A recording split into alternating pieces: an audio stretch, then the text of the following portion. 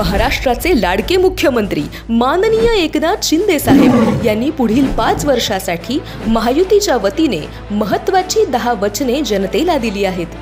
लाडक्या बहिणींना प्रत्येक महिन्याला 2100 रुपये देण्याचे वचन, तसेच महिला सुरक्षेसाठी 25,000 महिलांचा पोलीस दलात समावेश करण्याचे वचन,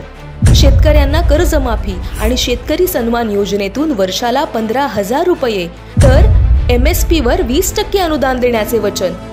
प्रत्येकास अन्न आणि निवारा देण्याचे वचन,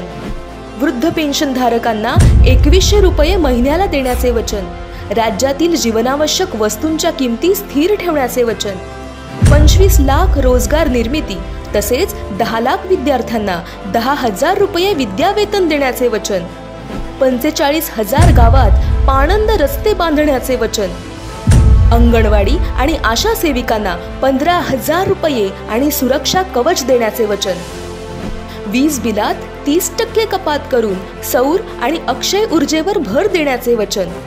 सरकार स्थापनेनंतर व्हिजन महाराष्ट्र 2029 100 दिवसांच्या आत सादर करण्याचे वचन देत महाराष्ट्राच्या सर्वांगीण विकासासाठी सरकार सदैव कार्यरत राहील असा विश्वास त्यांनी जनतेला दिला आहे.